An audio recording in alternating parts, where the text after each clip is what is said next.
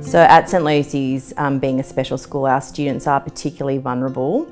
So we have lots of conversations with staff around the fact that their role is even more important in our school than in other schools, because in fact what they bring forward and what they notice is really essential to the children's safety.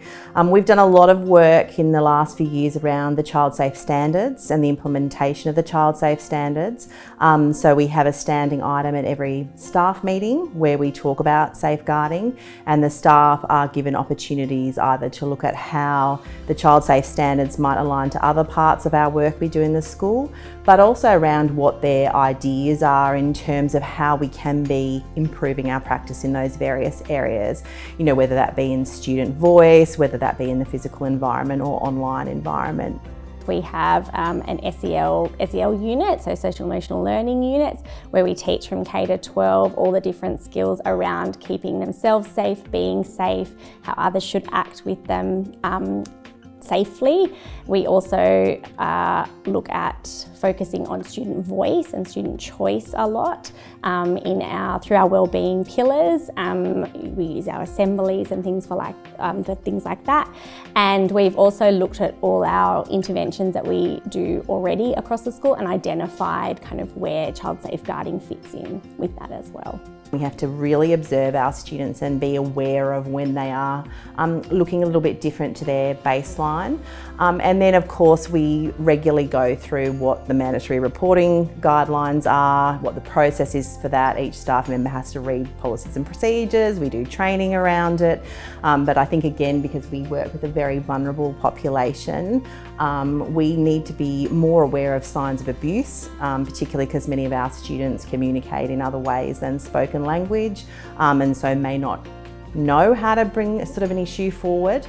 So again, just being really aware of what's happening for our young people, what they normally present like, what they present like when they're feeling a little bit frustrated or sad, and is something different happening for them. At St Lucy's, we've developed a student wellbeing framework where we've really put the students at the front of how we're working with wellbeing within our school. We have 4 pillars across the framework. The first pillar is I am unique, and that is looking at students' diversity and their gifts and what makes them special. I am empowered, and this kind of really links nicely probably to child safety in teaching them that they are the boss of their own bodies, that they can do things for themselves, that people in their world will give them the time to try and do things independently, and if they do need to provide help and support, that they will wait for consent, which is really important in our setting. I belong, and that is about belonging to our school community and the wider community. And again, we look at that their voice is really important, that their choices are really important, and that they are valued and that they will be respected